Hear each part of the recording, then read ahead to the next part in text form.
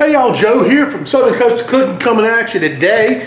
We are going to do some wonderful pot roast in an Instapot tonight. Now, I've had these two big, thick chuck roast here marinating overnight. And let me tell you what I marinate them in. This stuff is great. This is this Moo Magic out of Mobile, Alabama. It's from Flaps 20 Sauces and Rubs, a veteran-owned company, really good group.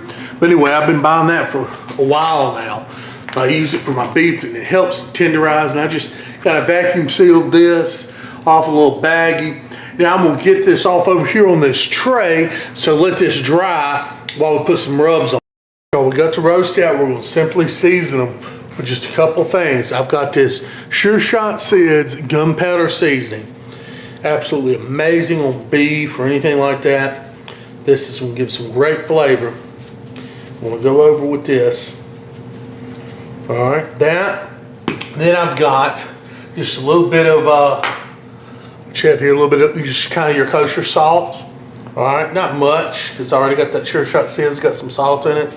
A little bit. This is a big piece of meat, y'all, so it can take it.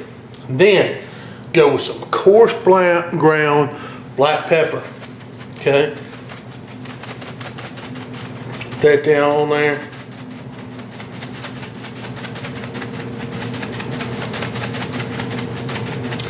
Then I've got some big, nice granulated garlic, or minced garlic, and it's dry, and we'll put that on there. Now I'll get all sides of this and we'll let this hang out for a little bit in the refrigerator, kind of dry brine before we get it in an Instapot. All right, y'all. All right, y'all, we're about to start this party. We're gonna get to cooking now. Let me show you what I got over here to the Instapot wide. It's the Instapot RIO wide I'm using. They have a plus model out now, but I didn't get that one. I found this one cheaper on eBay. So anyway, I've got some of this Fatworks Wagyu beef tallow. You know, that's my fat of choice there. Stuff is amazing. We're gonna use that in here to saute, or actually kind of sear this roast. So it's got that down there. I've got this on the saute function. Okay, we're just letting that heat up just for a minute. And then we'll put the piece of roast in there, and we'll let that sear, okay, on both sides. Put a little bit more. I just got some melted in this cup right there. Okay, so let's let that come to heat. I'll be right back. All right, y'all, this thing just beeped and said it was hot. It's come to temperature. So let's try to get these chuck roast down in there just to saute. Oh yeah. Hoping maybe I can brown both at the same time. Maybe not. We'll let them go about 5 minutes aside, just like that. All right, y'all.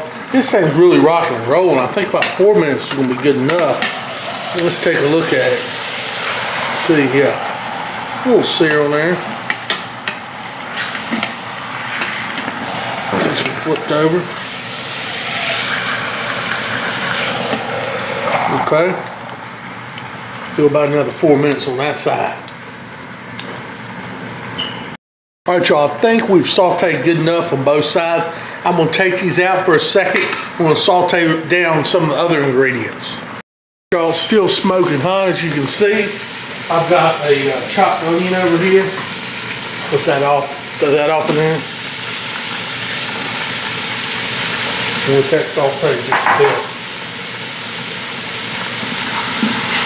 Got to deglaze the bottom of that pan. Those little bits and stuff off the bottom.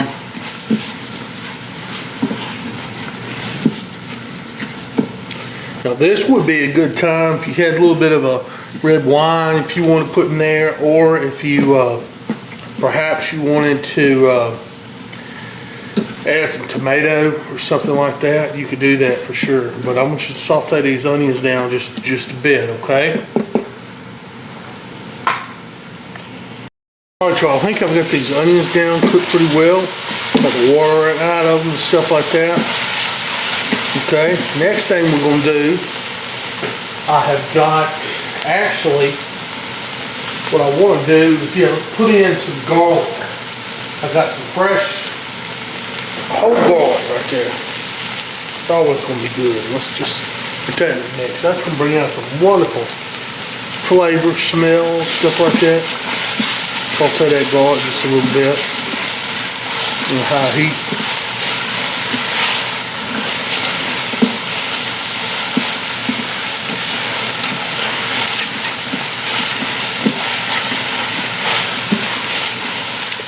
Trying to move around one thing to burn. We want to get a little bit of heat on that garlic.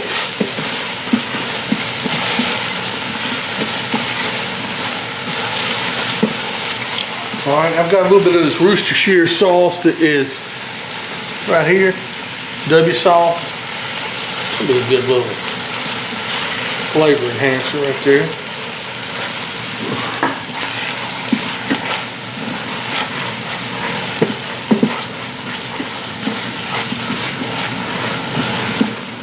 Okay, now because we're gonna make a gravy later out of this stuff, I've got me some roux. I always cook a good pre-made roux. I got me about a good heaping tablespoon of that roux right there. We'll stir that along in there. Which has to help thicken things up. Just melt that down.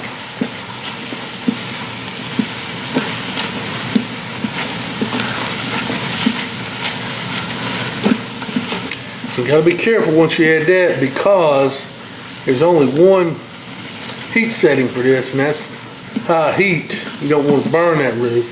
I'm just trying to, because I keep that in the refrigerator like that so I can reuse it, trying to get that to melt down. Okay, as you can see, everything's thickening up right there. That roux's taking action. Now, I'm gonna come in. I got a can of beef consomme right there. Stir that in.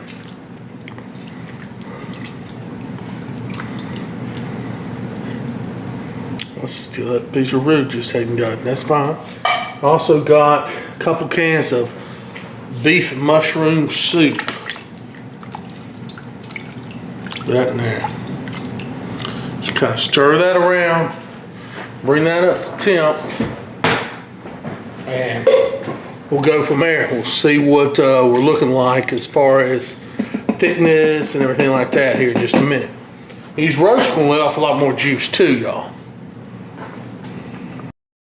All right, y'all, so that's cooked down. Starting to thicken up a little bit, but that's okay. Now, what I did is I just tasted it for flavor. It tastes absolutely wonderful. And it's a little strong on the flavor point, but that's good. That's where you want to be because it's got a lot of things to season, okay? So that's where we want that. Now, what we're about to do is put back, actually before I do this, I'm gonna put in some of my mushrooms. I got some mushrooms here. Baby bellas, sliced. I'll stir those in there. It's gonna be so good, y'all. Now let's put our roast back in there.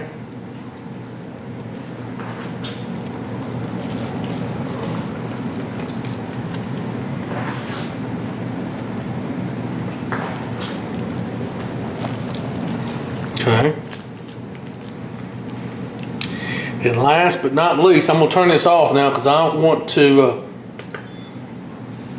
overheat down there and burn on the bottom before we get to doing the pressure cooking. I got some potatoes. Yeah, I season these potatoes with Cajun seasoning. What else did I use? Just some different stuff, you know, Cajun seasonings, whatever you want to, olive oil, things like that. But you want to get these potatoes down in there, just like that.